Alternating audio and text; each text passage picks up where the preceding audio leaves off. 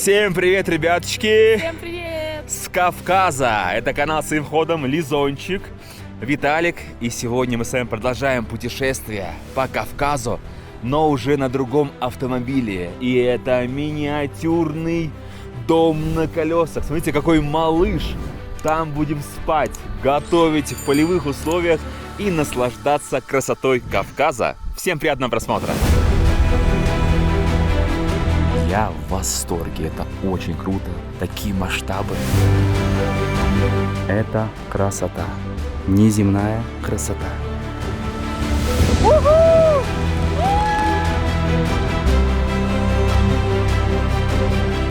Такое ощущение, что это вообще какой-то древний мир, где еще нет людей.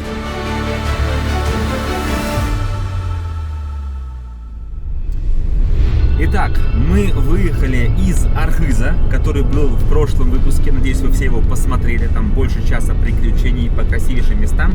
И сейчас мы едем в сторону Домбая на нашем тревел-каре, наверху которого установлена палатка. Виды, конечно, невероятные. И сейчас мы преодолеваем перевал Гумбаши. Мы едем и даже не можем с чем-то сравнить, с какой-то страной, не знаю, с каким-то местом, где мы уже были, потому что это не похоже ни на что. Всплывает в голове, конечно, там какая-то Намибия, может быть, да что еще там, Кыргызстан, Дагестан, что-то есть, какие-то нотки, но это вообще, ребята, это невероятно. У тебя как эмоции? Очень красиво. Рулю. Эффект вау зашкаливает, ребята. Это вот буквально получается с Архыза мы едем, наверное, в районе часа, и сразу же красота продолжается. В Архызе мы обалдели от красоты. А ребята говорят нам в комментариях, вы пишите в телеге, если вам в Архызе понравилось, что Домбай вскружит вам голову, и вы в него конкретно влюбитесь.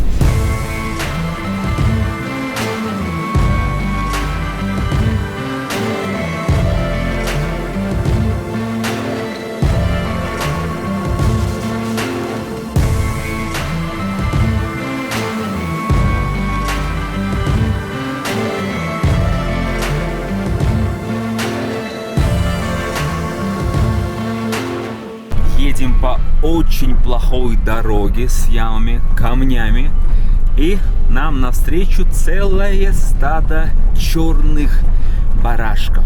А смотрите, как эффектно. Наш автомобиль маленький, и барашки маленькие. Красота.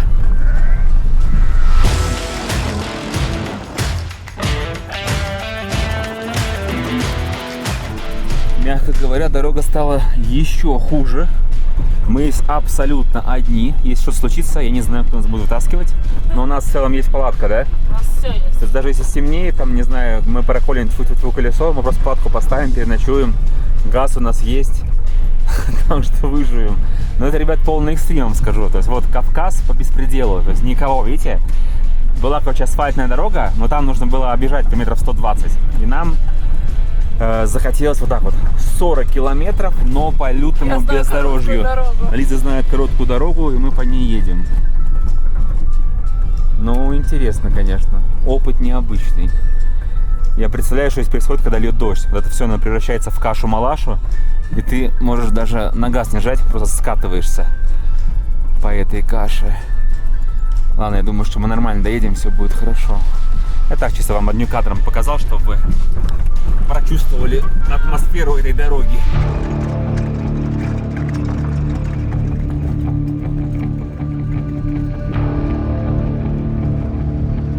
Ну это капец, конечно. Что это такое? Это Кавказ в горах. Мы просто в облако влетели, посмотрите. Вот это, сквозь облако. Сквозь облако. И здесь коровы появились неожиданно. Это как Silent Hill, только по-кавказски. Здравствуйте. Ой, даже машина едет. О, здравствуйте. Я вышел, чтобы вам продемонстрировать вообще, где мы едем. Тут ни одной машины нет. Я еще не понимаю, как мы здесь оказались. Посмотрите, что происходит. Охренеть. Ну, машина, конечно, проходимая везде. Даже вот по таким дорогам спокойно приезжаем. Весь день сегодня в пути едем. Вот так вот. Какие виды, какие пейзажи. Ну, прохладненько, конечно.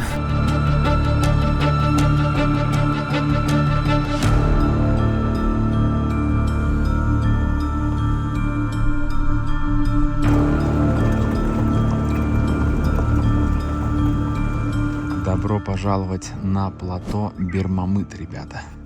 Все, мы заехали, дорога была просто капец. Короче, ты просто скажи им, что ты чувствуешь, и скажи, чтобы они по этой дороге никогда в жизни не ехали. По какой дороге? Как она называется, дорога эта? Никак она не называется, это от перевала Гумбаши. Если вам показывает короткую дорогу 40 километров, никогда в жизни по ней не едьте. Просто запомните и никогда там не... То есть нужно ехать в объезд? Да. Через что? Через Кисловодск, и там обычно... Да. Все. В общем, мы срезали, ребята, я думал, что нам конец. Мы думали, что будем спасателей МЧС вызывать. Я не знаю, как мы доехали. Там многие даже кадры не смог вам показать. Короче, мы доехали, заварили бомж-стаканчики, делаем чай сейчас, и вон туда прыгаем, спим, и утром вам все покажем уже. У нас по традиции лапша быстрого приготовления с тушенкой. Обязательно пользуйтесь такой возможностью. Лайфхак. Быстрая готовка в полевых условиях. То есть заливаешь все горячей водой и сюда же вываливаешь тушенку. Я уже половину съел. Это невероятно вкусно. Можно и на обед, и на ужин. Очень насыщает.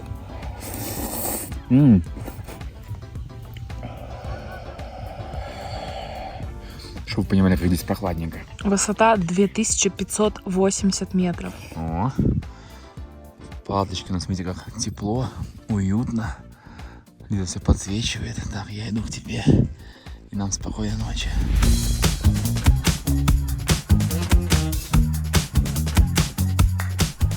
Так, мы выспались, ребята. Как видите, уже стало светло. На вершине Бермамыта. Вот так вот встаем. О, еще не бритые, не чистили зубы, ничего. Вот только просыпаемся.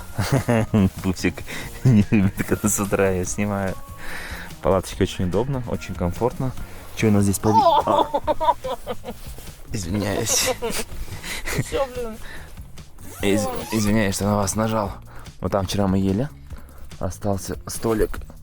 Так, открываем и смотрим. Так, по видам у нас, ну, какие-то горы видны. Вообще должно было быть видно Эльбрус, ребята. Мы как бы за этим сюда приехали. Но, как видите, с погодой вообще не везет. Это, конечно, подстава конкретная. А с этой стороны открываем, посмотрим. Вот, то есть тоже ребята с палатками стоят, там туалет у них раскладной, как у нас такой туалет-душ. И как видите, все в облаках. Еле-еле вон там видно горы. Обидно. Вчера такую дорогу адскую преодолеть и ничего не увидеть. Не повезло с погодой. Все будем собираться, может быть, распогодится. Добро пожаловать на Бермамыт. Ваша обувь, смотрите, какой пупс. Только что вставший, укутавшийся во все одежки теплые. Здесь реально очень холодно. Прям дует такой пронизывающий насквозь ветер. И мы полны разочарования. Где Эльбрус? Где ты? Одним движением руки раскрываем туалет и душ. Та-дам! Все. Душ, туалет, раздевалка, все что угодно. Это что, прятаться?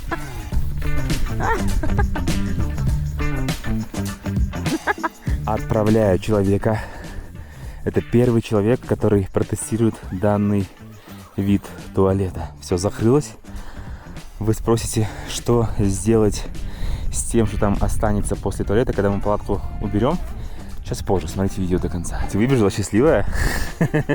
Я подготовил здесь место для нашего завтрака, если будем готовить. Стульчики поставили, спрятались от ветра, потому что ветер прям сюда дует. Жена сейчас там немножко наводит марафет, вот так вот. Это жена декабриста, ребята, представляете? По таким дорогам гоняет, как сумасшедшая, спит в палатке, вот таким образом немножко прихорашивается с утра. Человечек заботливо нарезает сосисочки своему мужу. Вот. Сейчас будем все готовить, уже кофе сделали. Следующее это яичница. Ваше здоровье, дамы и господа, путешествуйте.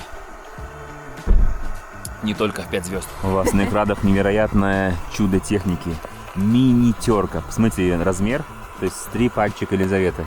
И вот так она натирает сыр, который мы сейчас добавим, такие маленькие ключики, видите, вываливаются, которые мы сейчас добавим сверху в яичницу. Вот таким образом это все происходит. Вот. Красота, просто красота. Что у нас тут получилось? Проверим. О, ребята, посмотрите. Так, давай. Так,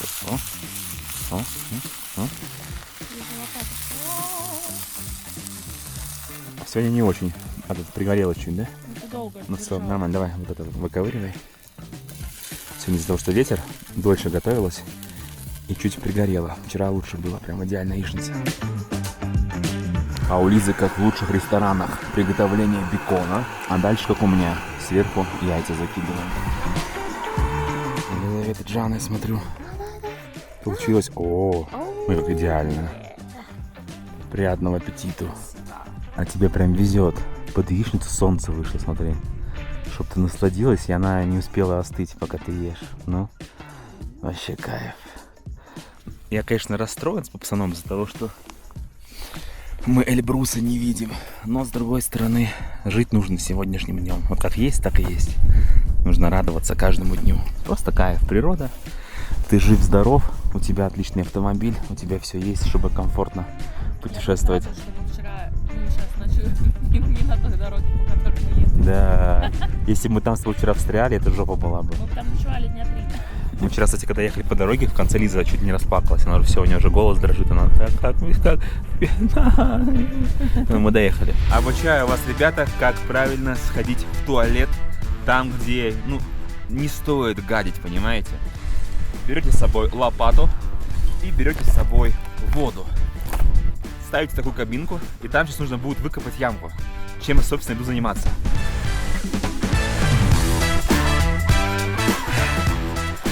Так, я уже здесь все сделал, смотрите. Вот такую ямку выкапываем. Оп. Все. Сюда сделаем все свои дела.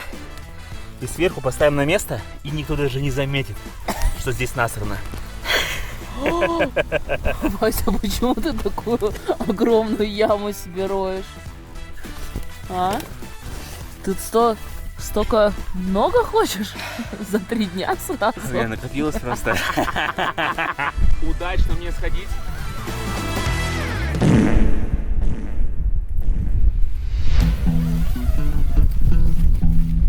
Ходи, показывай. Пожалуйста. То есть даже не скажешь, что здесь было насрано, понимаете? Ну за что такие слова произносите? Ну все как есть. Ужасно. Как есть, видите? А люди, Все, палаточку отсюда убираешь, и все, понимаешь? Чисто, аккуратно, цивильный человек. Людям вот так должны все делать. приятного аппетита пожелать. Это земля, это не то, что вы подумали. Это я выкапал ямку, все закопал, все чисто, аккуратненько. И спокойненько можешь ехать дальше. Душ, кстати, и туалет собирается одним движением руки. Пусть складывается. Вот так. И дальше нужно просто сделать хитрое движение. Подождите. Сейчас. Вот, все. Да, очень понятно, спасибо. Вот, этот кругляшек уже складывается вот сюда. Получается вот такой блинчик. В целом вот его взял и пошел в туалет какать. Ой, в лес какать или мыться. Давайте поднимемся еще разочек по лестнице в палатку. Я вам покажу, как здесь просторно. Вот такая конструкция.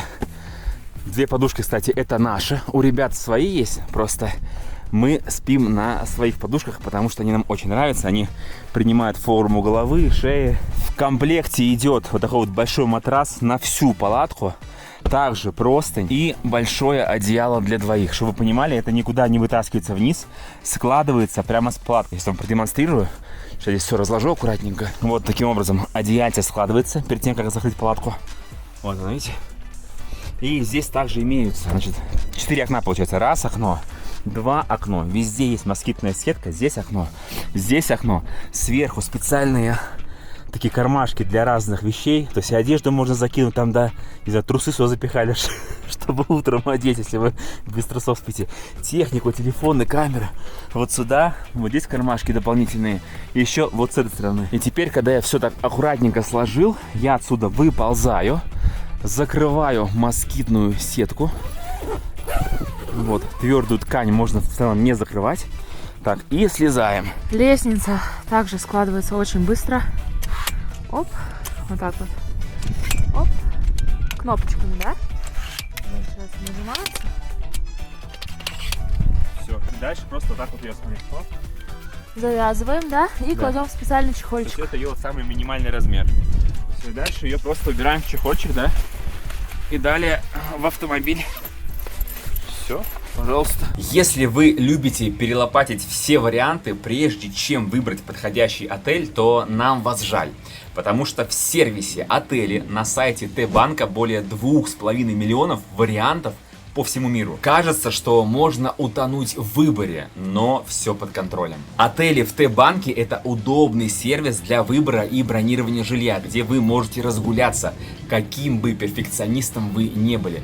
Подберете идеальное жилье по своим параметрам. Жилье можно забронировать и оплатить за пределами РФ даже российской картой, а дальше просто ждать поездки со спокойной душой, ведь поддержка в чате работает 24/7. Мы часто бронируем именно здесь, прямо в приложении или на сайте Т-банка. Заходите в сервис отели, заполняете базовые параметры, и вот они: местоположение, отзывы, цены и реальные фото. С одноразовым промокодом, который вы сейчас видите на экране, вы получите скидку 2000 рублей на первый заказ.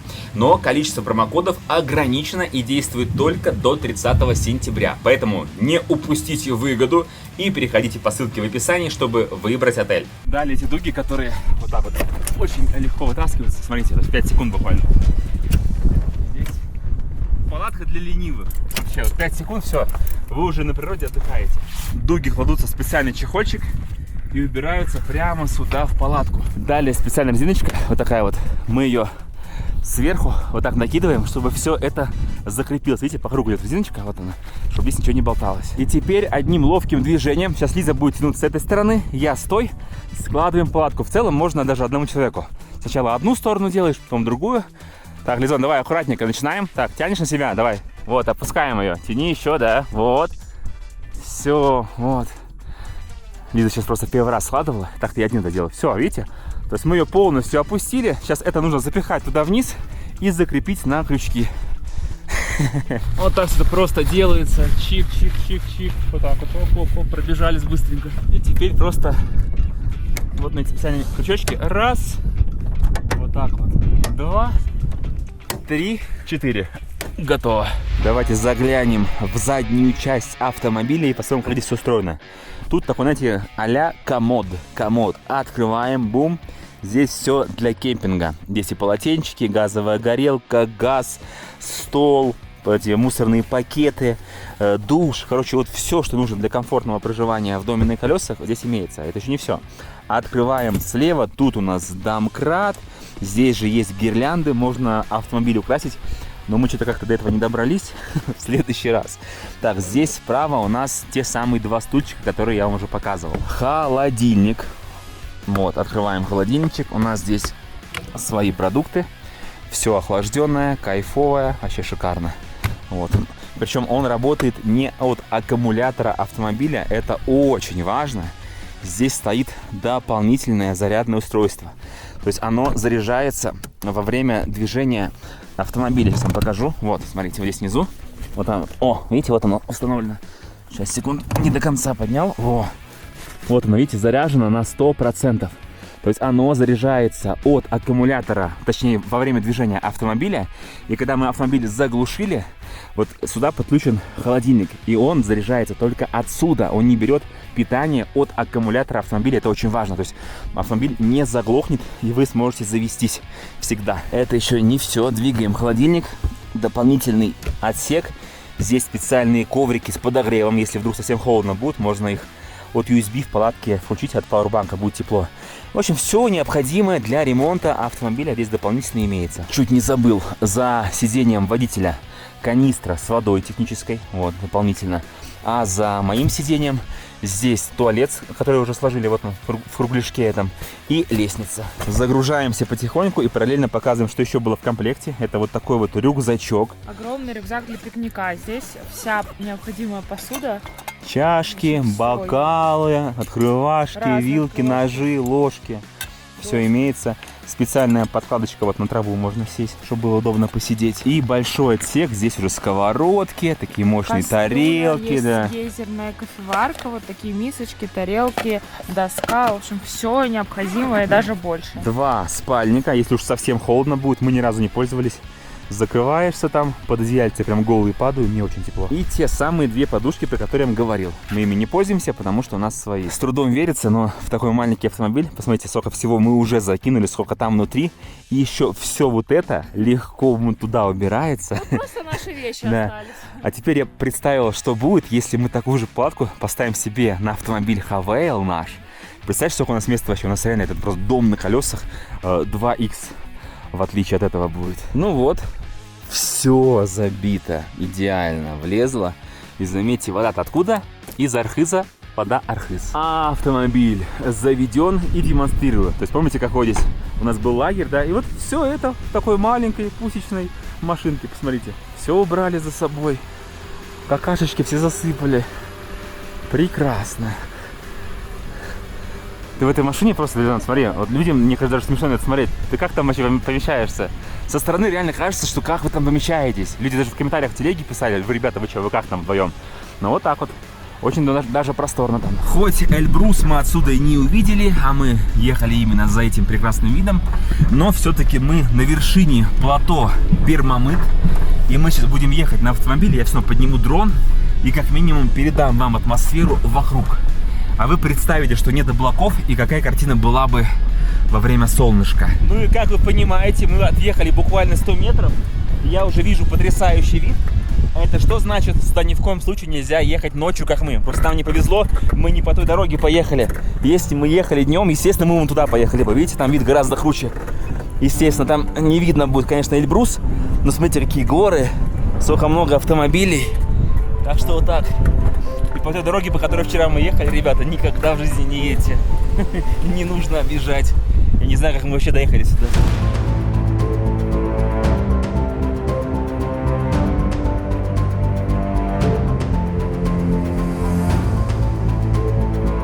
Ну да, в целом здесь, конечно, очень красиво. Мы, наверное, могли бы здесь запарковаться и ночевать, но, прикиньте, ночью едешь, ничего же не видно, и туда ж с обрыва улетел. Поэтому, да, лучше, конечно, днем приезжать заранее, ночевать. И смотрим, ребята, фиксируем красоту. Вот такая вот красотища. А я уже расстроился, думал, все, какая-то шляпа, а вот она где. Счастье-то. Посмотрите, какие обрывы. Бам! Собачка тоже хочет сюда насладиться видом.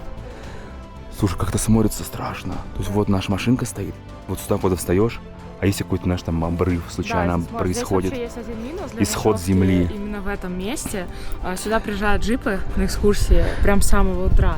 Да. На рассвет, на закат. Прикиньте, вы такой зубы чистите, здесь просто вываливается толпа туристов. Да. Но в целом очень неплохо. Там мало людей было, мы Там заночевали, классно было. буквально 100 метров проехали, и все, пожалуйста, получаешь такую живописную красотищу на 360 градусов. То есть мы вон там где-то были, вот, ориентировочно.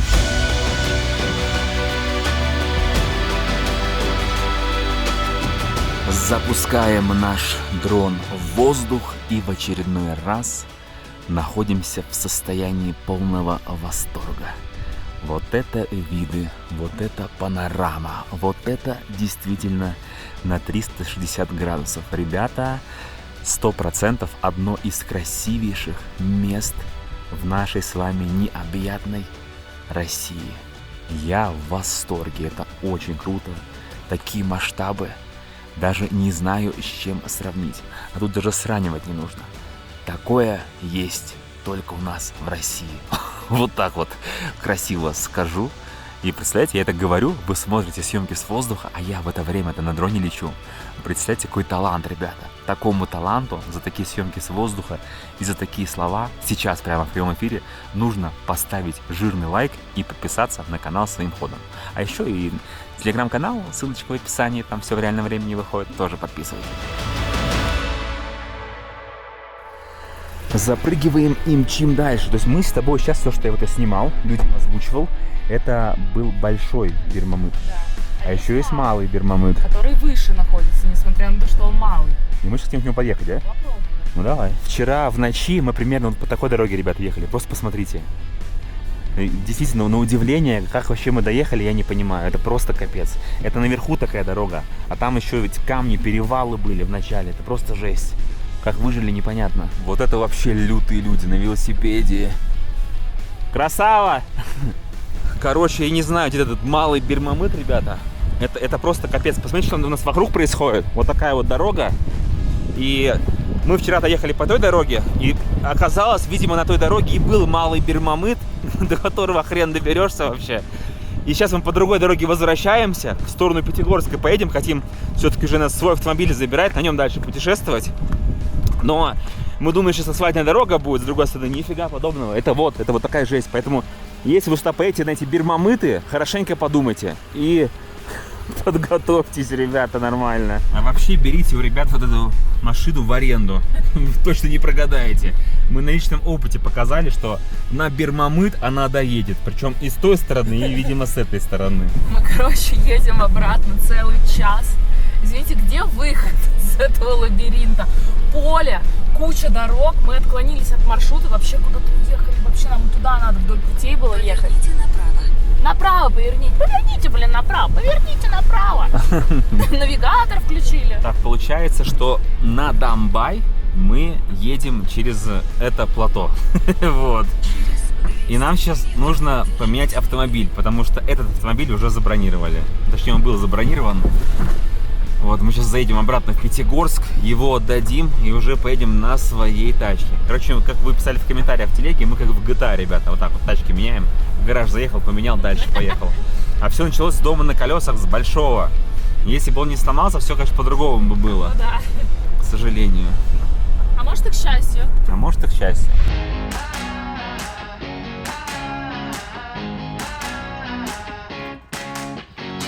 Мы до сих пор едем, ребята, уже часа 2, наверное, никак не можем выбраться с этого Бермамыта. Это капец, конечно. Уже, не смогли не остановиться, развеяться. Вот машинка стоит, залезли на сток сена, делаем вот такое вот видео красивое. Вот она, вот он, Кавказ. Красивый. Мы все-таки выбрались. Как приятно, когда колесики автомобиля касаются асфальта, и ты как будто бы паришь. Просто такое ровное, красивое, да? Не проехав по ухабам, не оценишь вновь прелести асфальтной дороги. На Сузуки Джимни дальше мы ехать, ребята, не можем, потому что едем мы на Дамбай. А мы так поняли, что на Дамбай нам нужно полных 4 дня, а на Сузуки Джимни там всего лишь 2 дня, и дальше его забронировали. Поэтому мы набираем чит-код, как в GTA, знаете, который скоро выйдет, 6-я, и очень жду. И добро пожаловать, к нам вернулся наш Хавал. Наш прекрасный, уютный автомобиль. Мы сейчас в Пятигорск, кстати, заехали, чтобы его забрать. Он у ребят на стоянке стоял. Закупили много чего нового, вам позже все это покажем. Все чемоданчики загрузили, ну и дальше путешествие продолжается на нашем оранжевом дружке. Кстати, ребята, сюрприз для тех, кто был на последних стримах. Приветствую ребяток, которые нас очень сильно поддерживают на стримах. Ребята, Аноним, Жучила, Аноним, Вячеслав Юшин, Серега Давыденко и еще Аноним. И это не все. У нас последняя, крайняя наклеечка. Это у нас тоже товарищ Аноним. Огромная, ребята, благодарность Анониму и всем анонимам, а также людям, которые не анонимы. Вот, вы здесь, места еще здесь много. Я думаю, что на следующих стримах появятся другие ребятки. Но вообще оцените, как вам. У каждого свой стиль, у каждого своя картиночка. И это не просто так. Это не просто так. Кто на стримах был, знают, почему именно такие картинки.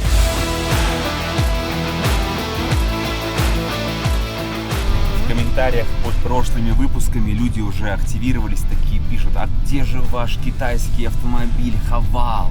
Как же так? Это все было не по-настоящему. Оказывается, вам дали, вы про него забыли уже и отдали. А видите, вот он, маленький автомобиль наш, оранжевый, сверху маленьким кажется, и едет по таким живописным горам. Я управляю дроном и снимаю его с воздуха. Какая красотища. Мчим на Дамбай на Хавале. Многие думали, что Хавал все, а Хавал-то отдыхал просто и ждал этого момента, чтобы вы сейчас насладились съемкой с воздуха и зарядили мощный лайк по дороге на Дамбай. Подожди, Резон, я сейчас сказал на Дамбай? Да, Как надо говорить в Дамбай. Это же село. Мы в село едем, точно. Мы едем в Дамбай, ребята. Это хочется сказать на Дамбай. Я так скучала по нашей машинке. Она такая мягенькая, такая классная, такая быстрая. Не хочу сказать, что те машины были плохими, но своя она особенная.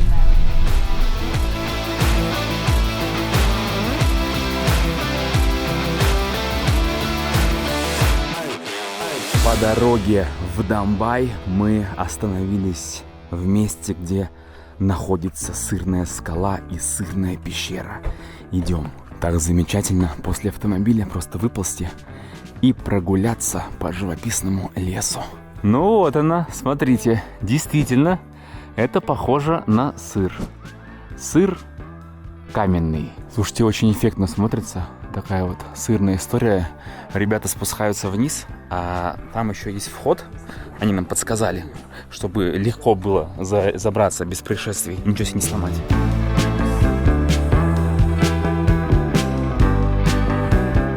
Вот, казалось бы, вдоль дороги едешь и не знаешь, что такие места могут быть буквально в 20 метрах от дороги. Поэтому, ребята, будете здесь, будете ехать в Домбай, просто в поиске набирайте «Сырная скала» и «Сырная пещера». И ориентировочно это рядышком с перевалом Гумбаши. Вот это, конечно, здесь приключение. Что такое поток воздуха. Посмотрите, как смотрите, это круто. Вот такой вход узкий. Как раз мы сейчас выйдем туда, где вы видели собачку в форфеле. Слушай, как-то есть опасненько, да, уже? А я, короче, в кроксах, и в них прям скользко. Я не знал, что есть такая история будет. Здесь еще песок сверху такой желтый, он чуть скользкий, если подошва ровная. Но в целом спуститься можно. Видите, такие выступы каменные. Вот так вот делаешь, здесь держишься рукой, вот таким образом. И посмотрите, куда мы попали. Обалдеть. Какая-то, знаешь, такая частичка пустыни. Кавказ, когда с утра надеваешь чистую одежду, и к вечеру ты просто где только не лазал уже. Но это того стоит определенно. Мест очень много красивых. Так, давай, хватаемся. Тут как история скалолазания, давай руку. Иди сюда. Так, ты туда проходи, людям покажу. Посмотрите, то есть огромная такая арка, красивейшая. Все, вид идет на лес, и ты в таком каменном мешке. Вообще шикарно.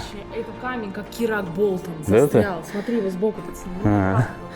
Ну, видимо, да, то есть этот камень, то есть он отсюда просто откололся, бум, и вот сюда встал.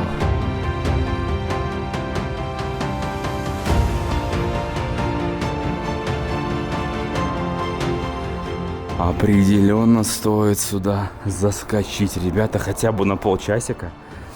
Вы представляете, какая красота у нас есть с вами в стране. Посмотрите на это.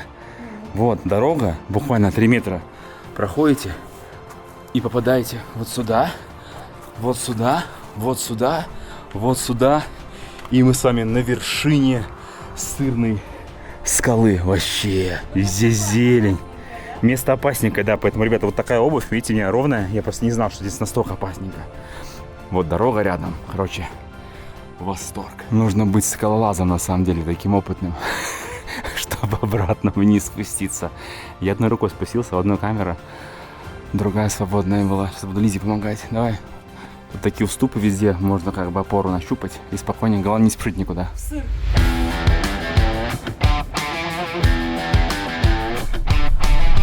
У меня такое ощущение, что мы сейчас в провинции Краби в Таиланде. Знаете, когда на экскурсии едешь на этих микробасах, такие прям скалы, горы вылезают прямо из земли. Вот здесь то же самое, только это у нас на Кавказе. Краби на Кавказе, ребята.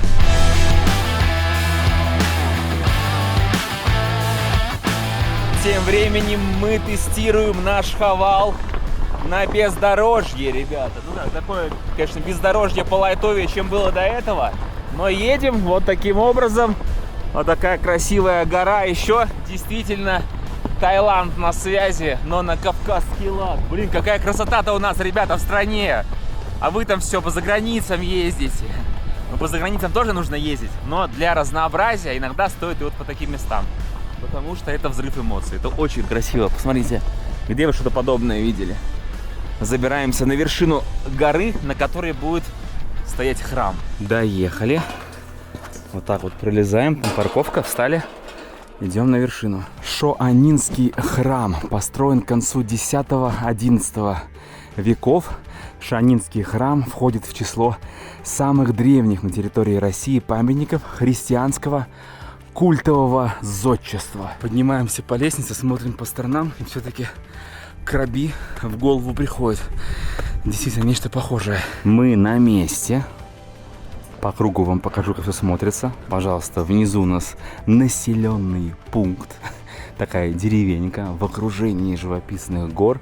Вот, собственно, сам храм. Здесь невероятная красота. Целые хребты, усыпанные зеленью. Давайте возьмем, посмотрим, что там внутри храма.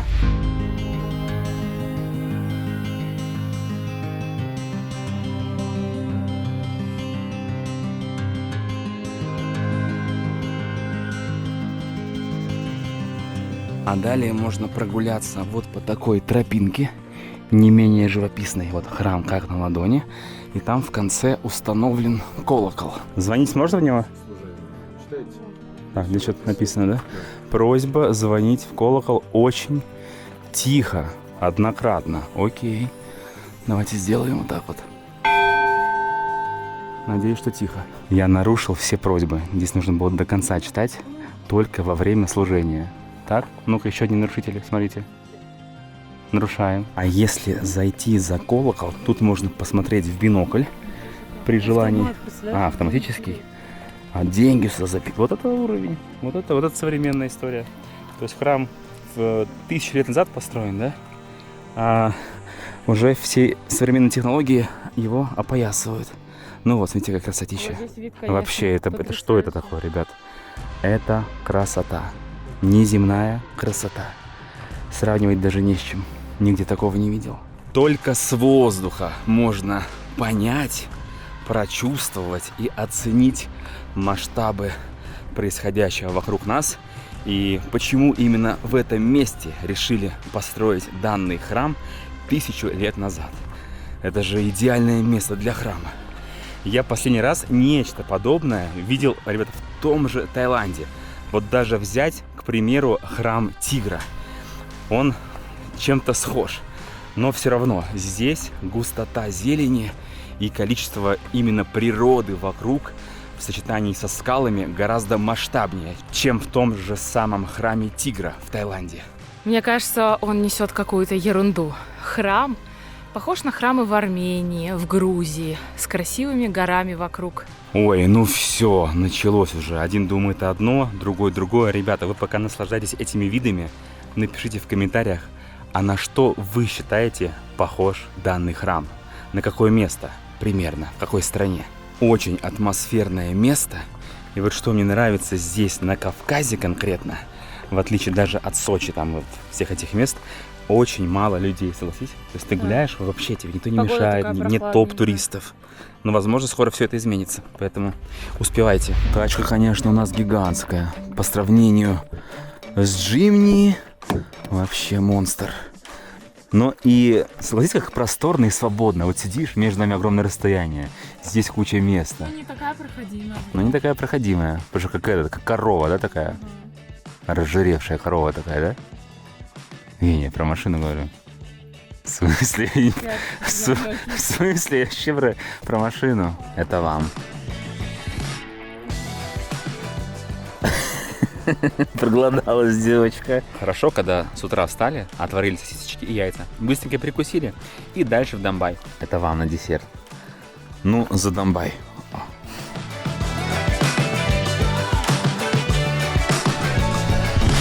Буквально полчаса от храма, и перед нами открывается живописная картина. Мы мчим по ущелью, получается, если так посмотреть. Слева горы, справа горы, а мы по центру ущелья, по идеальной дороге. Мчим, и я бы назвал это «Ворота в Домбай». Далее широкая дорога сквозь каньон сменилась узкой дорогой по лесу. Лес очень густой, зеленый, и сверху леса выглядывают верхушки гор так эффектно, и они прям заманивают к себе своими снежными вершинами. Хочется на них забраться скорее уже, потому что здесь есть канатная дорога.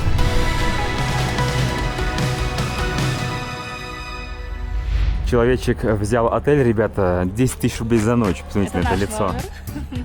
Решила раскошелиться, да? Есть, ну, тут номера от 6 тысяч, да? 6 но ты решила за 10, да? Раз в Донбай приехали. Больше узнала. Здесь, короче, строится новый корпус, и здесь можно купить. Мы когда сейчас заезжали вообще сюда, в Донбай, ребята, тут просто стройка везде, это все строится, везде стройки, короче, какой-то хаос. Наш отель называется Таукель. Ну, пойдем, посмотрим, что там. Здесь зона ресепшена, человечек уже заселился. И мне что понравилось. Такая вот машина, Запорожец. И туда внутрь залили воды и сделали из этого аквариум. Естественно, все герметичное, но это прям идея очень крутая, да? Я бы такой себе домой поставил. Вообще, смотрите, там руль, все такое. Уже в кораллах, окаменелые рыбки плавают. Поднялись на лифте на 6-й этаж. Внизу, видите, машинка стоит, вот, прозрачные полы. И здесь тоже есть аквариум. А теперь быстрый обзорчик нашего номера. Посмотрим, что человечек забронировал, ребятки, нам с вами. Значит, главный вход. Здесь гардеробная. Сразу же дверь, это душевая и туалет. В целом просторно. Все это белые полотенчики имеется. Дальше вот место у нас для чемоданчиков. Шкаф большой, куда можно свои вещи повесить. Диван, видимо, с каким-то панорамным видом, скорее всего. Подождите, не спешите. Это кухня, микроволновка, чайник. Вот. Электрическая плита, то есть можешь что-то приготовить самостоятельно, не обязательно в кафешке ходить.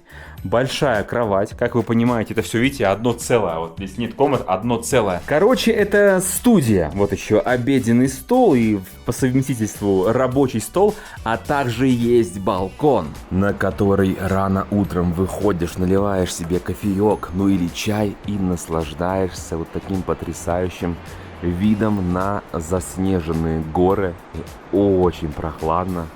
Вот такая вот красота на 360 градусов.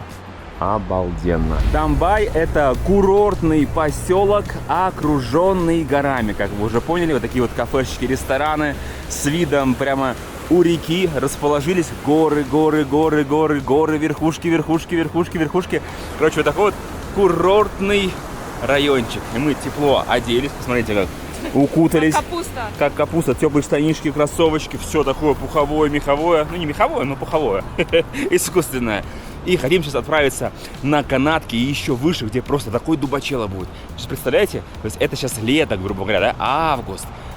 И в августе такая прохлада. Что же здесь зимой происходит? А что будет, когда мы сейчас наверх поднимемся? Мама дорогая, мне уже страшно. Здесь одна главная улица, но она не прямая, она такая витиеватая, такая серпантин, такая везде горы, скалы. И как видите, даже есть вот магазинчики, где можно теплую одежду прикупить, если вдруг вы забыли.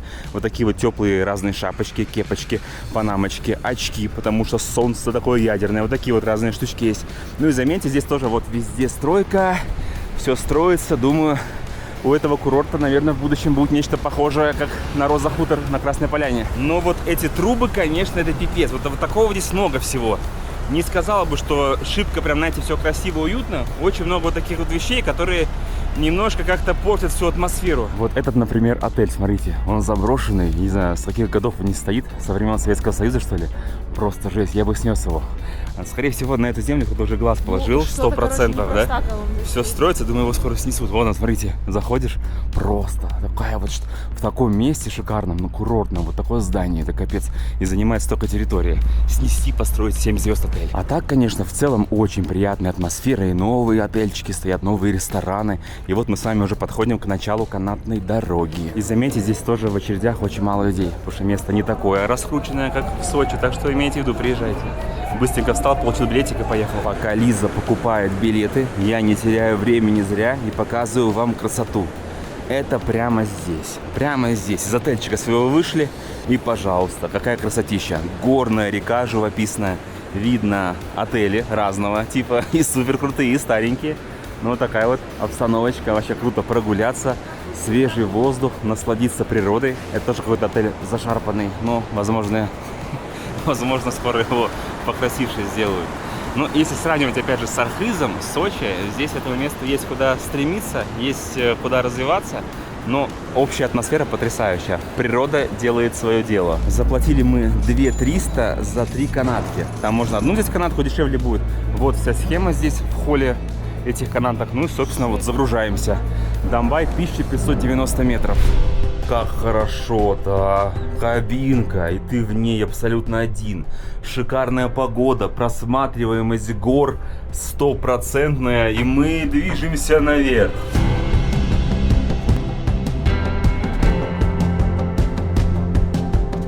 Вот уже с этой высоты идеально видно, что из себя представляет данный курорт. Видите? Вот такой как, знаете, кальдера вулкана, можно сказать, да? И внутри, прям вот в жерле вулкана расположен этот курортик. Вот домики, разные отельчики. И отсюда тоже видно, что какие-то новые, какие-то старые. Я на это акцент не просто так делаю, потому что мне есть чем сравнить. Мы были на Роза Хутор, мы были на Красном Поляне, там все такое, да? То есть здесь такое немножко так туда-сюда, вот это вот, да? То есть, ну, не на 5 звезд, есть к чему стремиться. Но фишка в том, что Красная Поляна и Роза Хутор были отстроены именно к Олимпиаде 2014 года в Сочи. Поэтому там такое все новенькое. А здесь же старейшее село. Так вот оно что. Село было раньше, вообще поселок, то есть... не село, ага. И сейчас активно только начинается отстраиваться. Застраиваться красиво, в каком мы апарт-отеле прекрасном живем, красиво, с видом на горы. Добро пожаловать на высоту 2277 метров. Здесь такая сделана площадочка, где можно пересесть и уехать дальше, а также есть ресторанчик. И получается, вот он, первый вид с первой смотровой на первом ярусе подъема. Потрясающие горы, мы все ближе и ближе к снегу. И на 360 градусов это все смотрится очень эффектно. А этот красный вагончик — это местная достопримечательность. Их всего 2, вверх-вниз ходят, и на них тоже можно прокатиться. Зимой здесь, естественно, горнолыжный курорт, а это снежная пушка. Следующая канатка кресельная, занимаем цифры. Может одновременно 6 человек ехать. Опа!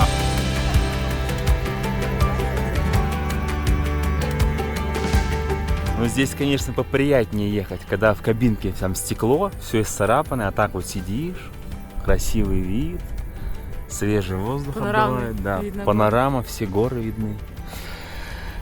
Хорошо, свежо. А вот, кстати, трасса снежная зимой, видите, стоят пушки эти снежные, вот они вдоль дороги. И вот так вот, получается, зимой вот туда вот летите на огромной скорости. Мы сейчас с Лизоном задумались, вот ты несешься по трассе, да, зимой, например, и случайно вот туда вот улетел вниз в обрыв, и все.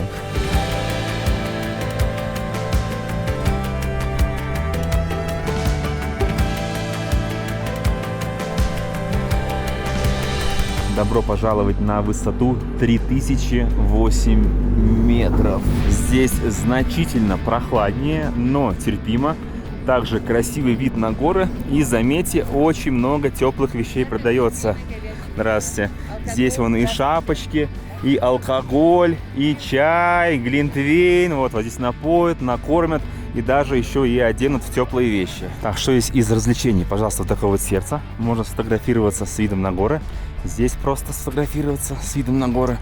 Также есть кафешка. Вот раз кафешка, флаги, Россия. Вот еще одна кафешка. И заметили, вон там выше еще канатная. То есть можно выше подняться. Так, следующий этап. Оп. Такая же кресельная, но, как видите, уже 4-местная. Вот так опускаем все, чик, все. Поехали.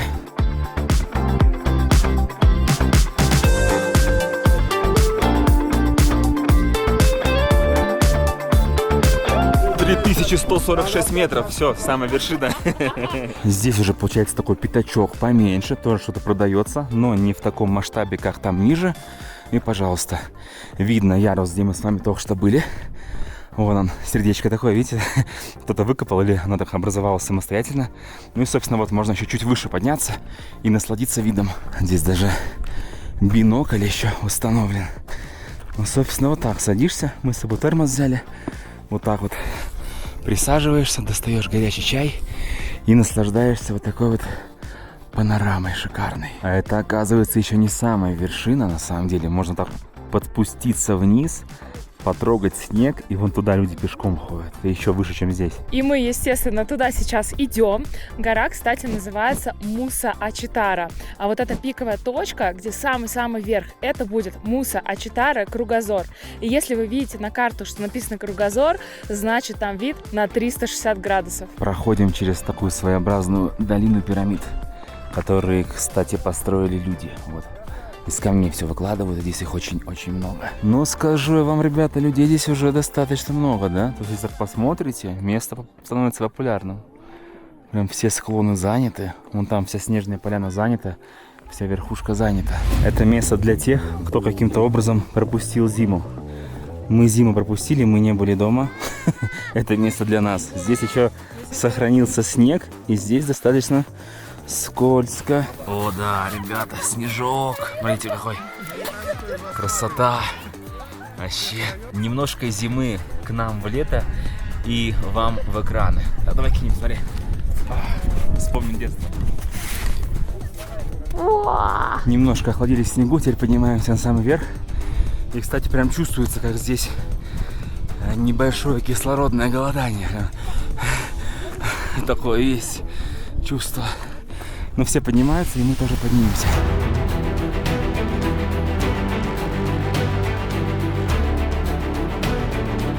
Эффектно, эффектно смотрится все это.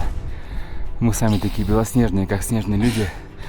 А там такие горные реки, которые стекают из ледников, превращаются в водопады. Вообще с ума сойти. И главный залог успеха вот в таких местах, чтобы подняться и не сдохнуть, нужно очень медленно, размеренно отдыхать, спешить никуда не надо, делать все с кайфом. Аккуратненько, не спеша, поднимаешься и наслаждаешься. Все, теперь точно официально мы на самом верху, пожалуйста.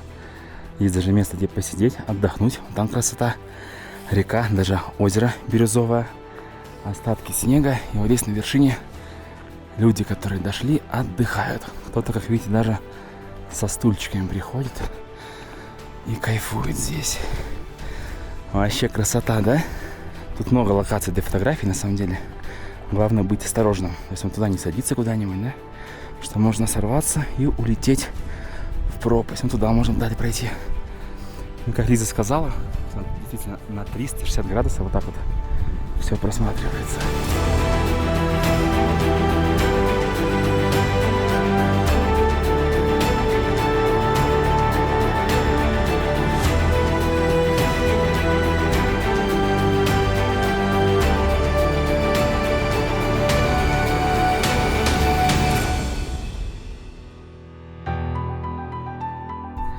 Поздравляю, Лизон, мы с тобой на Бирмамыте обломались и Эльбрус-то не увидели. А здесь, пожалуйста, вот он, красавчик, его вершина торчит. Ну хотя бы так. Хотя бы так. А скоро мы, кстати, туда едем, поэтому вы, ребят, подписывайтесь обязательно на канал. Скоро будет выпуск про Эльбрус. Оцените набор, ребята. Термос с горячим чаем, пикник, нац. Здесь вот так вот надо показывать. Здесь могли бы быть ваши батончики. Здесь могла бы быть ваша реклама.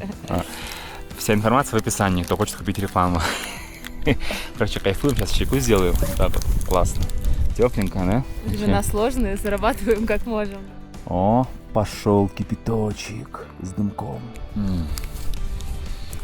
На вершине гор, где свежий воздух, шоколадка становится втройне вкуснее. А с чаем горячим это вообще какие-то изыски. Ну ты как будто сам сюда поднялся, знаешь? Я сам зашел сюда. Сам не зашел. Нац. Тысячелетний ел. Как он на вкус? Так, странно. Шляпа, да, какая-то? Зря вообще взяла, сказал. Лучше брать пикник, ребята. Кстати, здесь в Домбае то же самое, как в Архизе. То есть вот это все, водопад вон там, водопад вон там, водопад вон там, вон там. То есть везде нужно подниматься. И здесь, наверное, смело можно неделю оставаться, чтобы все посмотреть.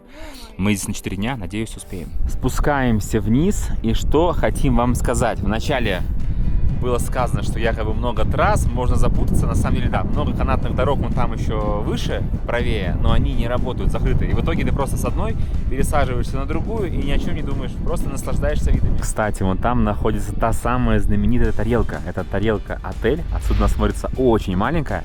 Сейчас у вас на экране появляются фотографии в зимнее время, в летнее время, как она смотрится вблизи. Там, кстати, можно пожить. На 2277 метров рынок целый, оказывается, есть. Посмотрите. Что мы пошли сейчас на другую канатку, где вагончик красный ходит. Тут что только не продается. И шубы теплые, костюмы с начесом, да? Гигантский рынок прямо здесь расположился. Выше только любовь. Еще смотровые площадочки уже ближе к самому Домбаю, вон внизу уже видно. И здесь же можно на яках пофотографироваться сверху или просто рядышком встать. Вагон и канатка 86-го года, ребята. Мы едем, почему-то желающих нет. Все вон там катаются, наверное, боятся. Эта канатка называется маятниковая, запомните, ну потому что 2 вагончика всего ходят. Ага. И вы можете как подняться, так и спуститься. Это получается уровень 2277. Но здесь фишка в том, что здесь всего 2 вагончика, и пока этот стоит, тот тоже стоит. И они двигаются только друг другу навстречу, понимаете? То есть они друг от друга зависят. И вот мы сейчас ждем, пока там внизу люди наберутся. И, естественно, мы дальше уже поедем. Мы едем абсолютно одни. Нас обгоняют эти вот кабинки, потому что у них скорость гораздо больше. Это не совсем современное, но так вот. О, уже погнали, смотри, опа, разгон полетел. О, нифига себе. У-ху-ху-ху. Так. Самое классное, когда встречаешь вагончик. Сейчас он навстречу нам поедет, да? То есть нам не так далеко спускаться вниз, но скорость не супер большая. Наверное, эти стекла здесь тоже остались со времен Советского Союза. Их вообще не меняли, что ли? Ну, хотя бы помыли, на самом деле, для разнообразия, не знаю. Потому что здесь вот грязь такая, да? Ну, странно. Я бы помыл, если бы я этим заведовал. Классно, лес прям. Ну да, вот лес красиво видно здесь. Даже сквозь замызганные стекла. Наверх, смотрю, желающих побольше подняться. Хорошего пути. И вновь добро пожаловать на улицы Домбая. Вот такие тачки, кстати, тоже приятные есть. Все это село, это, знаете, такой микс. Вот это современное что-то поставили. А, например, этот мост, мне кажется, со времен Советского Союза до сих пор стоит. И вот в этом фишка этого места, ребята. Все развивается, но не все сразу. И тут же на фоне вот тот заброшенный отель виднеется. Мне кажется, это идеальная горная река для рафтинга. Но, скорее всего, вот где-то в этом месте рафтинг уже закончится гибелью людей. Зацените шапочку. Тут таких интересных очень много. Рынок такой крытый. Прям внизу уже с канатки спускаешься. Вот рынок. Здесь и мед, и сувенирка, и вот такие шапочки. Может, там такую надо на Эльбрус? Может быть, кстати. Мы же на Эльбрус пойдем. Как красиво написано. Горы зовут тех, чья душа им по росту. Пахнет здесь, конечно, волшебно. Специи всякие, да. Чай. Я есть захотел. Все, бегом в ресторан. Носочки вот такие вот вязаные Домбай. А еще палки колбасы. Вот примерно такая из яка, из конины, да. из говядины. Одну из яка взяли, 500 рублей палка. День в горах съедим. Еще здесь очень много сыра. Популярно. Ребята нам посоветовали покупать. Вот сулугуни копченый. Вот такие вот разные сыры. Вот такие, похожие, да, на булочку. Есть сыры в виде шариков, есть вот такие в виде сосиски в тесте, есть вот такие вот сыры палочкой. Так что выбор сыров большой. Вот такие вот разные сыры. Набрали немножко, вот такие вот мини-наборы. Попробуем. Нам посоветовали поесть в ресторане у Зули. Идем пробовать. Взяли себе фруктовый чай, лепеха вот такая. И 930 рублей целая тарелка салата. Из огорода прям здесь и сыр, лук, перец, огурцы, вообще красота. И шашлык из баранины, 900 рублей, одна порция. Вот такая вот подача, одинаково, смотрите, прямо на шампуре. Вот такой вот барашек. Я думаю, что его нужно есть вот так вот. Шикарно. То, что нужно после горы и канатки, да? Как тебе? Такой свежий, да? Легко жуется. За все у нас получилось 3100 рублей. Сейчас как бы время там 4 часа дня где-то. И хочется просто лечь после еды, полежать. Но нет, это непозволительная роскошь. Мы прыгнули в автомобиль и едем исследовать Домбай и его окрестности.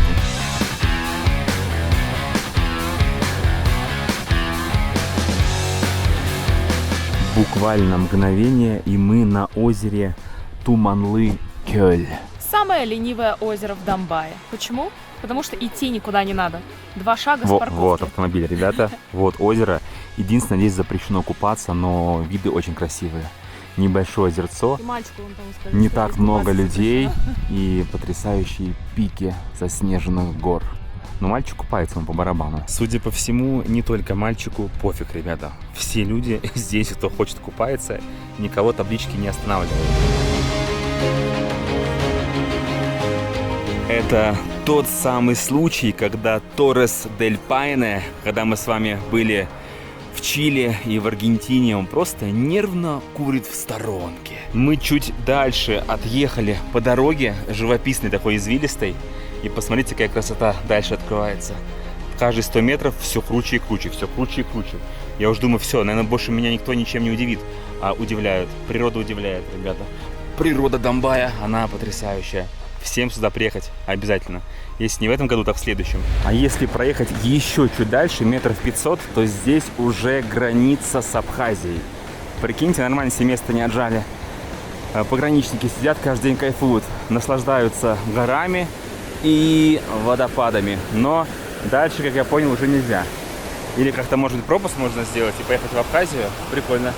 Интересно, а из Абхазии можно приехать вот в эту сторону обычному туристу? Здесь так эффектно лежит вот этот вот могучий ствол дерева, как будто бы специально его положили, чтобы он границу надежно защищал.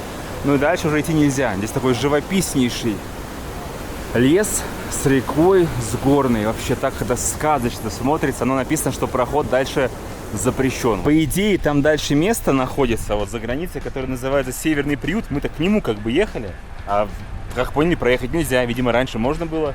Но имейте в виду, что даже если закрыт Северный приют, здесь очень классное место, чтобы увидеть все это своими собственными глазами. Невообразимая сказка. Здесь же вдоль дороги есть еще одно интересное место. Ребята, Домбай — это только начало Домбая, то есть столько мест.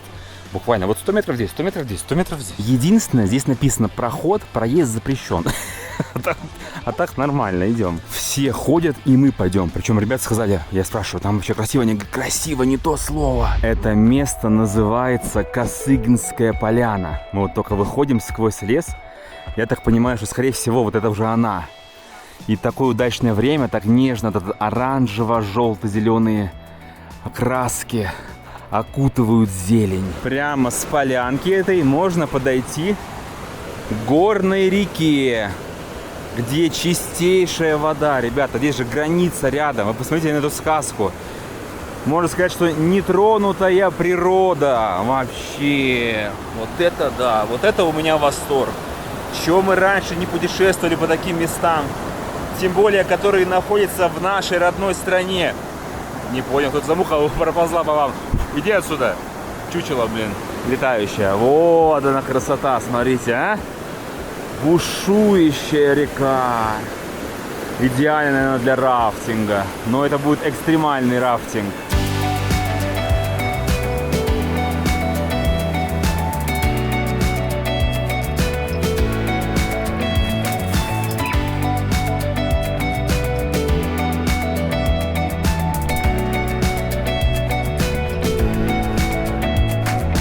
Прямо с нашего балкона видно реку и видно ущелье. Вот там находится Суфруджинский водопад. И, собственно, прямо сейчас мы туда отправляемся. Начинаем самый простой трек в плане организации. Потому что, смотрите, вы здесь живете. Вот, собственно, наш отель видно. И даже если у вас нет автомобиля, вы просто выходите и пешком прямо из села идете вон туда, в сторону водопада. Здесь горная река, горы, красота, кайфуйте. Да уже даже в этом месте, знаете, можно в принципе никуда не идти. Вид шикарный, река есть, сели здесь, взяли термос и кайфуйте. Но мы, естественно, пойдем дальше. Как видите, тропа очень популярная. Столько желающих уже возвращаются обратно, причем это раннее утро.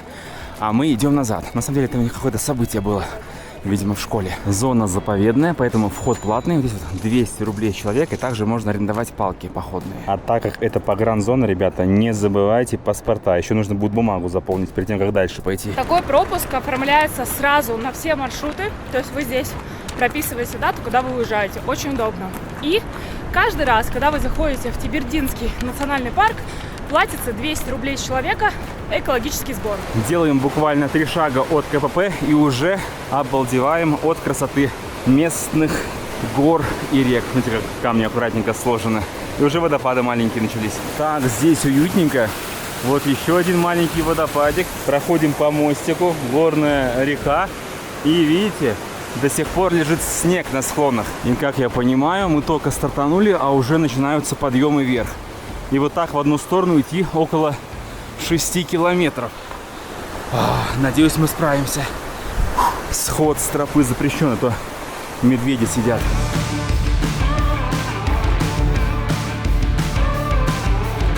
Лес сказочный. Так это эффектно смотрится. И зелени много. И вот эти вот стволы сквозь коряги такие прорастают.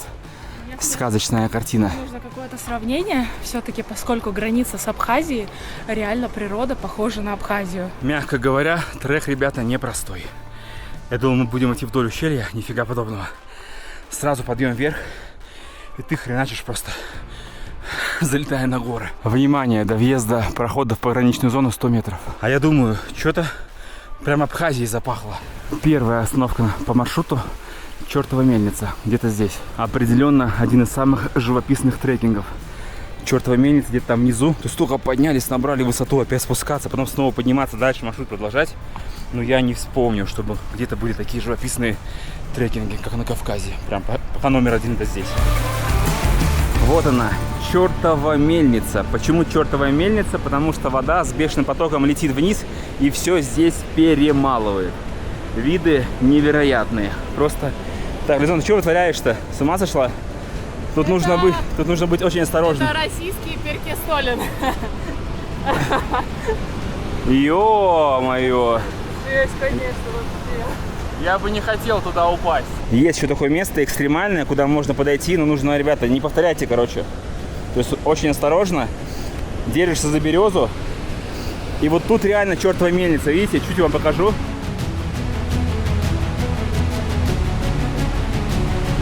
Вот если туда упасть вниз, все, ты не выберешься.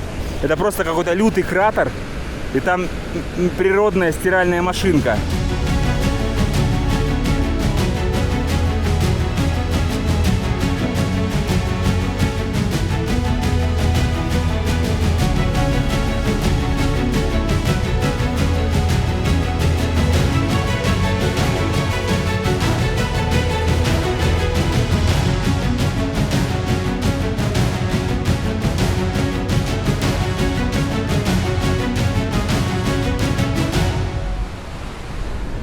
За съемки с дрона, ребята, я думаю, обязательно нужно сейчас лайкос зарядить, потому что чуть ветром не сдуло.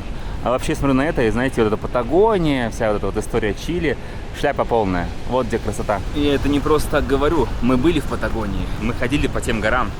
И вот с этим вообще сравнивать нельзя. Это в 1000 раз круче. Теперь двигаемся к дальнему водопаду. И как видите, нам скоро понадобятся паспорта.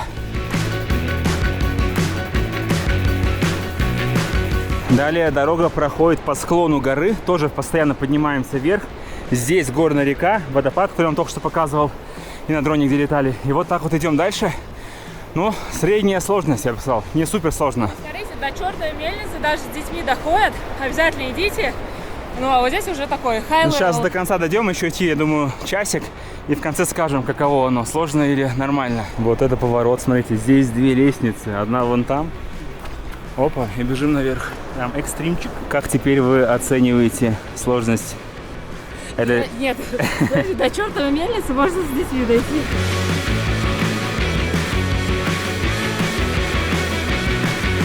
Вышли к вот такой же, более масштабной реке. Я вижу вдалеке брызги от водопада. Так все это смотрится. И мы продолжаем идти выше и выше. Выше и выше. Давай, не расслабляем булки. Перебрались через такую широкую горную реку. Дальше каменная, как это назвать, каменный мешок.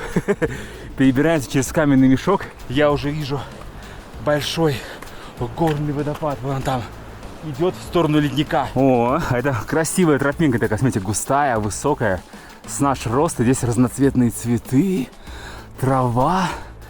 Круто. А чтобы не заблудиться, есть вот такие вот красные метки на камнях. Короче, мы еще не дошли, но я бы не сказал, что это сложный подъем. То есть камни такие, препятствия, идешь. Если вы не курите, а может быть даже еще и не пьете, и в целом у вас такой активный образ жизни, вы легко сюда заберетесь. Если вы раз в год куда-то выходите в походы, ну, наверное, вам здесь будет тяжеловато. Если вот этот второй вариант, раз в год куда-то ходите, ну, до чертовой мельницы дойдете, дальше можете в целом не идти, на дроне слетать, если вы станете. Но мы, конечно, ждем дальше. Потому что когда еще мы тут побываем, когда мы вернемся, очень красиво. Прости, вы посмотрите, идти не надо будет. Лучше все легко делать. Ну, кстати, да.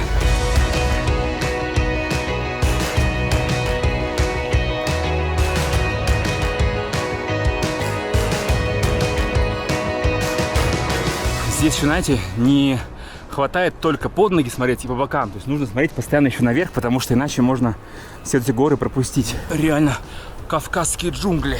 Мы на месте, друзья. Позади видно поселок Домбай. Вон виднеется. Здесь горная река. Люди отдыхают. И малый Суфруджинский водопад. Вот такой вот красавчик вообще. Не зря сюда, конечно, шли.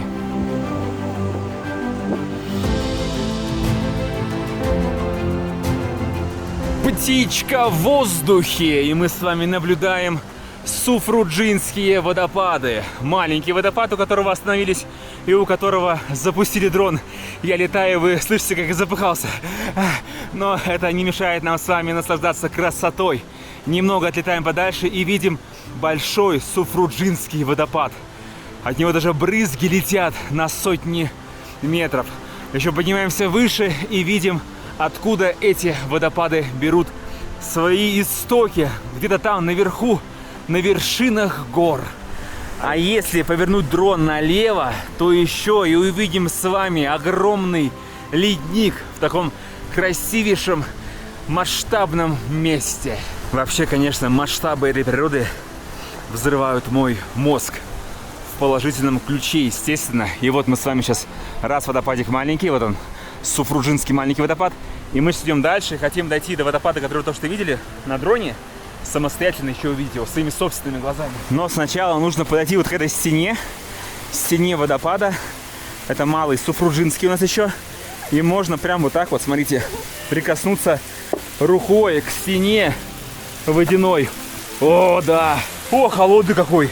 Почувствуй мощь Суфруджинского водопада. У меня аж рука оледенела, ребята, потому что вода-то спускается с гор, а там наверху ледник. Достаточно крутой подъем от нижних водопадов к верхнему.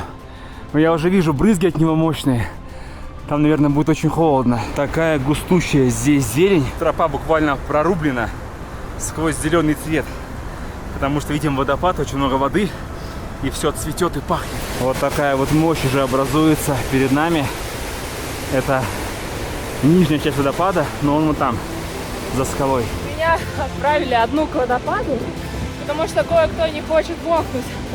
Я почти дошла. Уху! Вот водопад.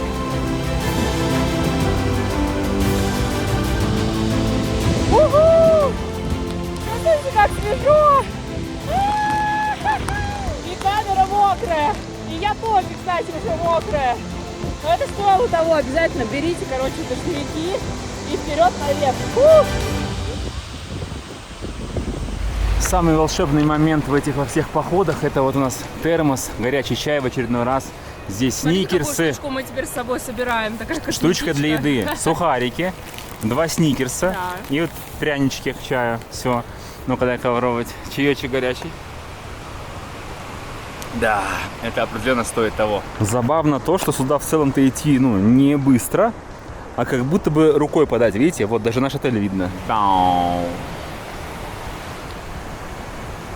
В итоге в одну сторону, ребяточки, примерно 3 километра. Плюс-минус, все, мы спускаемся вниз. Нормально. Знаете, по 5-бальной шкале сложности, ну, 3 с небольшим. Мне кажется, каждый справится, это того стоит. Все, мы идем вниз уже. В одну сторону мы шли 2,5 часа. Это вместе вот со всеми водопадами. Сейчас мы поели немножко, посидели минут 10. Все, и обратно. То есть туда-сюда, ну, часа 4, наверное. Едем с вами дальше. Получается, мы были до этого вон там, где водопад. А сейчас отправляемся сквозь Аликбекское ущелье к озерам и водопадам. Но уже на своем собственном автомобиле. Здесь вход, опять же, оплачиваем. 200 рублей человека, еще 200 рублей за автомобиль. Обязательно нужны паспорта ваши российские, потому что границу будем переезжать. Ну и едем смотреть, что там дальше. Вот такие у нас приключения. Парень, который здесь на пропускном пункте, спрашиваем, на своей машине проедем, он говорит, с Божьей помощью. Обнадеживает, да? А вообще там на старте стоял УАЗик. Мы спросили, так, сколько вообще стоить будет, если не в своем автомобиле. Короче, 5000 рублей стоит УАЗик. Туда и обратно, в 2 стороны.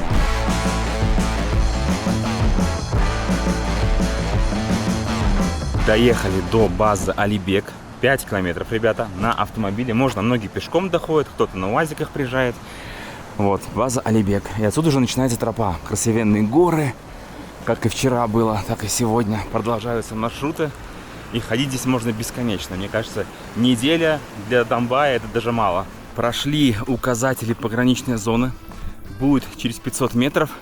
И уже видно ледник. Такой мощный. С него стекает вода, образуя водопады. А мы идем по живописной тропе. И опять же сход с тропы запрещен. Сожрут медведи. Мне кажется, или люди, которые смотрят этот выпуск, они под конец выпуска тоже такое ощущение у них будет, будто они сходили в горы. Вот такие. Вот, пожалуйста. Дальше проход только по паспортам. Тибердинский заповедник. Эту тропу в 1956 году прорубил альпинист и фотограф Геннадий Иванович Кук. Вот так вот, погнали. Тут живописненько. Идешь по лесу. В целом вначале был такой подъем по камням, и дальше вот спуск, уже к водопаду идем. Но потом нужно будет добраться еще до озера.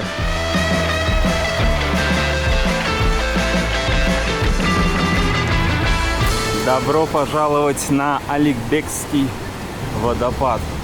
Он в целом такой небольшой, но такой уютный. Такая есть атмосфера. Не так много людей. И можно в полной мере насладиться этим местом. Набрать воды в реке, может быть, даже. Можно немного искупаться. В целом классно. Такая прям природа, да? Очень обалденно. Водопад, как с картины какой-то. Какого-то художника. Да, там везде горы, снег. Можно сесть на камушки. Пикничок разбить. Чаечка выпить. Тот случай, когда отлетаешь на дроне и перед тобой открывается полная картина этого места. Снизу видно только водопад, а отлетаешь сзади горы, ледники. А когда все это в таких масштабах невероятно колоссальных, такое ощущение, что это вообще какой-то древний мир, где еще нет людей. Как будто бы ты вернулся на 3000 лет назад. Вокруг горы, снег, нетронутая природа, и еще не появилось человечество.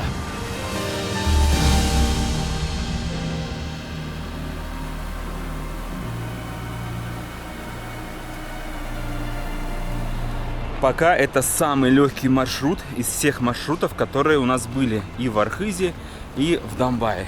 Идем дальше к озеру. И вновь нас встречают такие вот тропинки с густой растительностью, горы, и где-то там наверху нас ждет озеро. То есть получается, чтобы пройти к озеру, вам нужно с водопада обратно подняться на тропу. Здесь стоит домик, вы это все увидите, и идти дальше. Здесь сложно заблудиться, на самом деле. Очень много туристов лазит. Прям мы удивлены, с палочками ходят в разных возрастов, молодежь, пожилые. Так что не заблудитесь. Плюс везде краской красной, там то ли на дереве, то на камне, все отмечено.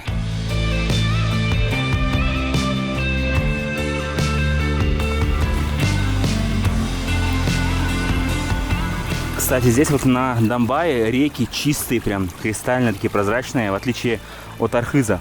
В Архызе как молоко. Далее тропа превращается в огромную свалку булыжников, через которые нужно вот так вот пробираться.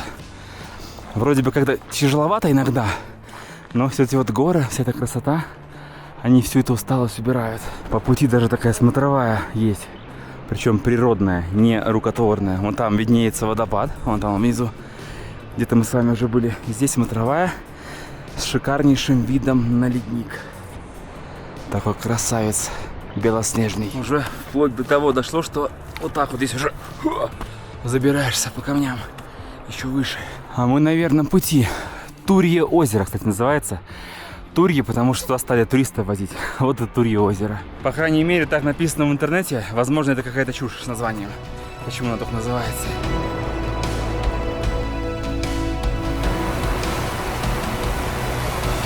Идем вдоль мощной реки. Все выше и выше поднимаемся. Обалдеть вообще. Как в кино. Это приключение Индианы Джонс. Не знаю, там это Том Райдер, расхитительница гробниц, не иначе.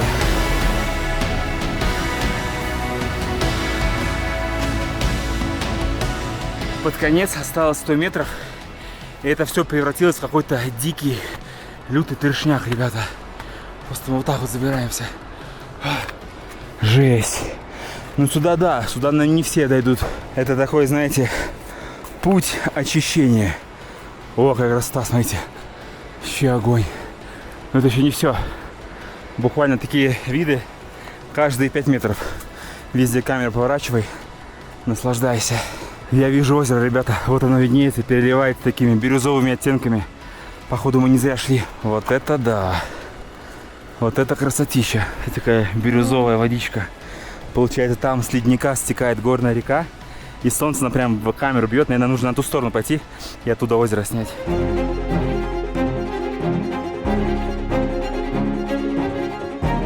Место очень красивое. Обязательно, ребята, сюда приходить. Обязательно. Я думаю, оно того стоит. Бирюзовые оттенки, горы. Как видите, люди даже купаются в ледяной воде. Она действительно очень холодная. И опять же шикарный вид на ледник сквозь ущелье и горную реку.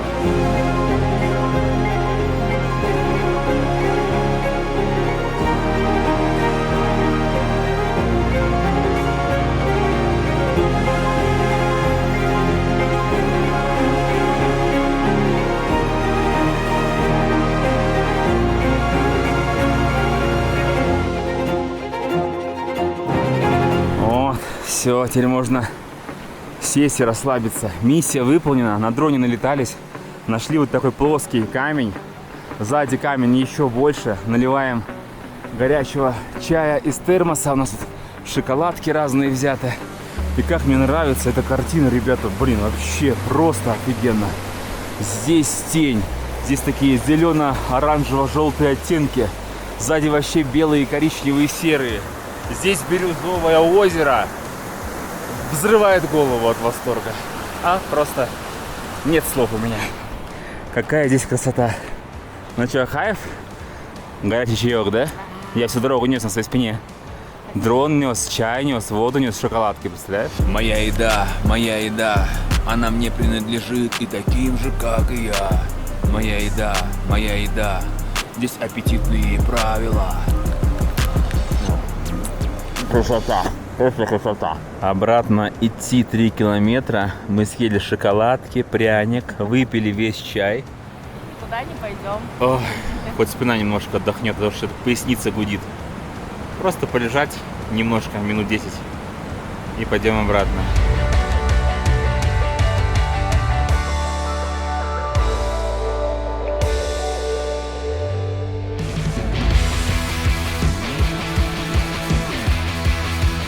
Путь у нас занял примерно 5 часов вместе с заходом на водопад. Там немного отдыха здесь, немного отдыха там. Там снять на камеру, дрон запустить.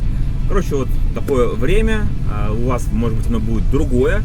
Но прикол в том, что уже новый день, ребят, начался. То есть здесь, в Домбае, мы всего 5 дней. Сегодня 5-й день. Первый день мы просто приехали, ночевали. И сейчас получается 4-й день по активности. То есть каждый день мы ходим в горы. И сегодня 4-й день. У меня чувство, я сегодня уже даже не выспался. У меня уже ноги болят. А здесь по-другому никак. И мы сейчас едем примерно 15 километров. И начинается маршрут самый популярный. Мы оставили самый популярный маршрут наконец. По эмоциям. То есть по нарастающей. Запарковали автомобиль. Сразу понятно, что место действительно популярнейшее из всех, где мы здесь были. Парковка вся забита. Вся парковка забита. И сразу же, ой, господи, чуть не упал. И сразу же мы с вами проходим через мост. Живописные виды, от которых вас, наверное, уже по ту сторону экрана поташнивает. Но надеюсь, что нет. Горы снежные. И мы идем по мосту. Какая водичка, Водица шикарная. Хочется окунуться. Но там очень холодно, очень холодная вода. Идти нам с вами 3,5 километра. Идем мы к Бадукским озерам. Вот можете ознакомиться с информацией. Время в пути 6-7 часов в оба конца. Длина маршрута полная 9 километров туда-обратно. Смотри, написано, маршрут на Бадукские озера тяжелый. Закрашена буква «нет», то есть маршрут тяжелый, подойдет для подготовленного туриста. Пропускной пункт. Что у нас по ценам, Попсон? Здесь вход стоит 300 рублей с человека. Самый дорогой вход. Обратите внимание, что на тропу пускают до 12 часов дня. Потом И здесь, кстати, паспорта не нужны. Здесь не нужны паспорта. Вы записываетесь, одну фамилию называете, сколько у вас человек, город, дата рождения. И Лиза взяла в прокат палки. Сколько стоит? Рублей. Да начнется самый сложный трекинг в Домбае.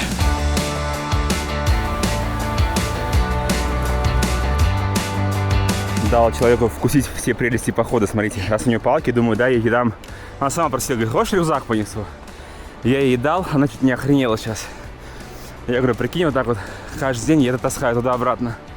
По 6 километров, там термосы, вода, еда. Как тебе, Серег? Нравится? Тебе отдать сумочку с телефоном мою? Чтобы вы понимали, вот такая сумочка. Специально для телефона, чтобы в руках он не болтался и карманов у нее нет. Как же круто идти налегке. Крылья свободные, сразу так легко становится, задорно. Я так могу 10 километров пройти. Что могу уже точно сказать, ребята, на самом старте сразу начинается подъем. И мы всегда идем вверх по лесу.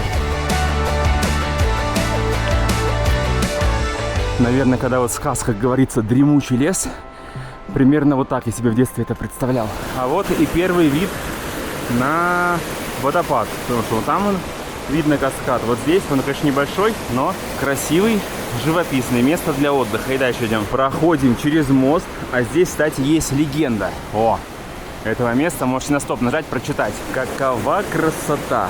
А ведь это только начало пути, можно сказать. Ходят легенды, что люди, которые не доходят, превращаются в старых пней. Ну, собственно, вот жалко, конечно, людей.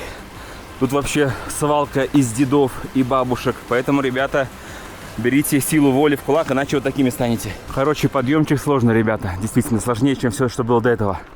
Потому что там хотя бы вверх поднялся, потом прямо. Вниз, опять вверх. Здесь ты всегда идешь вверх.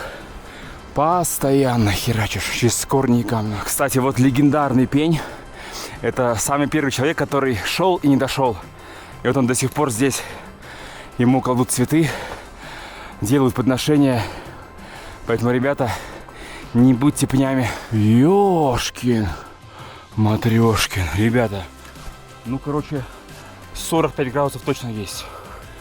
Это реально не для всех. Это не для всех, не все смогут. Вот мы-то сможем. Если вы такие же, как мы. Палочки берите, помогает. Если вы такие же, как мы по энергии, то вы спокойно сможете, как бы не спеша идешь, но потеешь, как суслик. Нужно подзарядиться. Энергия дерева, здесь такое священное стоит. Все. Судя по этим камням, по этим цветам, я так понимаю, где-то там уже будет видно сейчас первое озеро. У меня прям открылось такое, знаете, седьмое дыхание. Кто в походы ходит, тот понимает. Это вот так-то не спеша разгоняешься, поймаешь свою волну и все. Ты уже в кайфе идешь. Даже несмотря на то, что весь мокрый, так идешь, кайфуешь, наслаждаешься. Уже даже удовольствие от похода получаешь. Вместе с вами делаю шаги, еще озеро не видел. О, да, вот это крутяк. Посмотрите, какое оно прозрачное, небольшое, но очень чистое, с живописными видами. Все вокруг горы. Как будто бы кратер вулкана. Невероятная красота. Лизон, давай, осталось чуть-чуть. Считанные метры. Давай. Обалдеть. Вот это крутяк, ребята. Так, потрогаем водичку. Как она у нас? Холодная, наверное, пипец. Да, вода. Как на Байкале. Как в Антарктиде. Кристально чистая. И получается здесь таким вот образом садишься на камушке. Ну, когда я, видим, продемонстрирую. Вот так вот садишься, смотрите. Так вот, ноги вытягиваем ноги. Покажем, как это все происходит. Я вытянула и уехала. Давай. О, все, вот так вот сели, смотрите. Наслаждаешься природой, пьешь чай горячий из термоса и летишь на дроне вверх. Оу, полет нормальный, ребята. Летим, видим озеро сверху, видим нас, сидящих на камне. Очень красиво, живописно, в окружении горной природы. Но стоит нам с вами немножечко ускориться и полететь дальше. И что мы с вами видим? Мы уже видим второе озеро, красивейшее. Причем мы до него даже не ходили. Это все на дроне можно сделать. Потом мы с вами ускоряемся. И что мы с вами еще видим? Мы видим сразу же третье озеро. Тоже в окружении красивейшей, безумной, сказочной природы. И вы, наверное, скажете: Виталик, это все, можно обратно идти? Не-не-не. Сажаем дрон и идем с вами дальше самостоятельно до озер, чтобы их увидеть своими собственными глазами. Между прочим, если вот дальше пройти нашего первого озера, мы дрон посадили, то вот такая красота уже сбоку. Потому что там один вид, здесь другой вид. Сейчас мы с вами дальше пойдем к другим озерам, второму и третьему. Я думаю, снизу тоже будет красиво.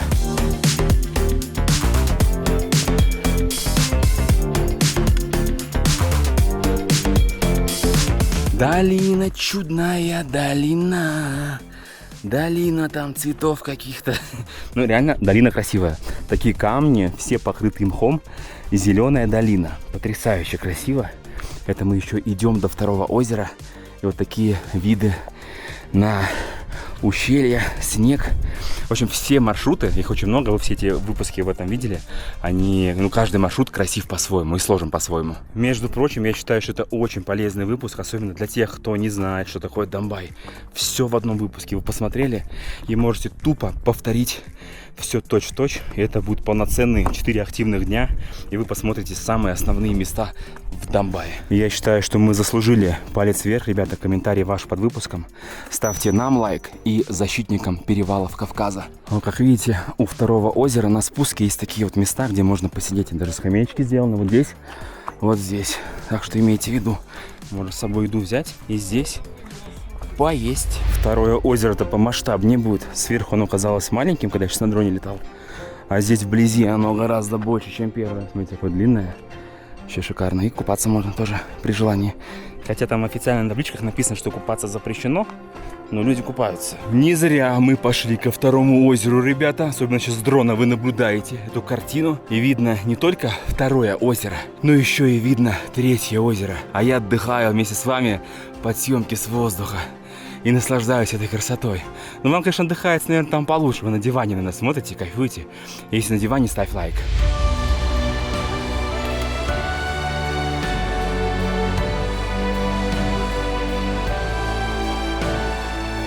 А вот и третье озеро, ребята. Тоже есть вот пень, на котором можно расположиться, взять еды, вкусно поесть. Потому что здесь прям вообще круто. Красивое вот это. Все-таки первое, второе окей, но третье самый красивый вид. Вообще красотища. Это картинка на рабочий стол, ребят. Просто смотрите, вот камеру сейчас поднимаю, вот так вот фиксируем, смотрите. А вы делаете скриншот и можно ставить на рабочий стол себе на комп. Внимание, здесь иногда на озере, когда приходишь, то можно с ума сойти. Это просто, чтобы вы понимали, я пыль с камня убираю. И теперь можно спокойно сесть, и будет очень чисто. Сесть на мою рубашку. Вот так вот. Это пледик.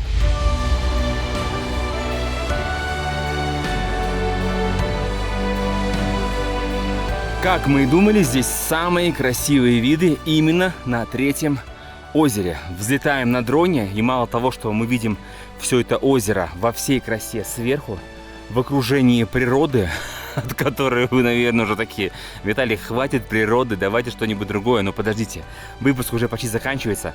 Так вот здесь не только это озеро видно, видно все 3 озера. Мы с вами отлетаем, и вот они, можно сказать, в ряд выстраиваются, как планеты в космосе. А если повернуть дрон в противоположную сторону, то красивейшее ущелье смотрит прямо на нас своими природными глазами.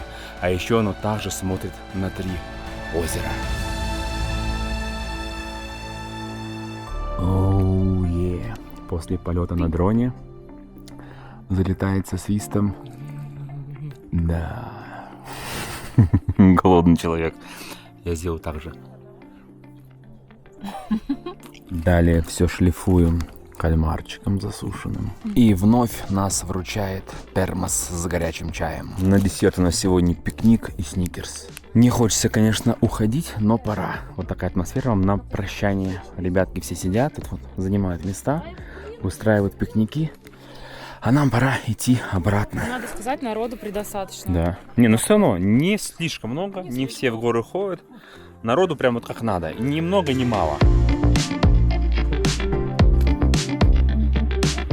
На обратном пути можно идти по такой же тропинке, но, как видите, есть и другие пути, например, по огромным камням. Вот так можно долго спускаться, наслаждаться видом на одно озеро, на другое озеро. Посмотреть, как ребята купаются в леденющей воде. Респект, конечно, но что-то я желания не изъявил. Нашел себе вот такую вот палку в лесу. Это будет моя помощь для возвращения обратно. Все. Я думаю, что обратно, часик, наверное. и будем уже у машины. О, ребята, вы этого не видели, но мы спускались сейчас. Поверьте нам, вон видно уже домик. И здесь прикольный такой пень. Кидаешь за палочки, они бесплатные. Я так понимаю, видите, Лиза взяла там палки платные. Да, но Если дальше пройти, палки легкие. но не легче, да.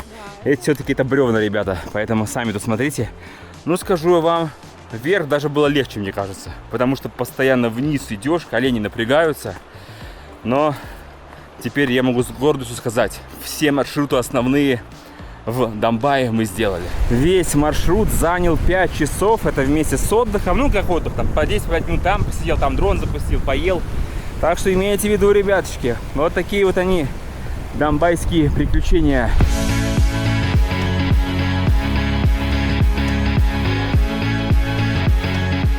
Мчим в сторону Эльбруса, это уже следующее утро, и по дороге заехали в поселок Нижняя Теберда. И здесь установлен Синтинский храм X века. Открывается потрясающий вид на горы, на поселок Нижняя Теберда. Вот такие вот горы.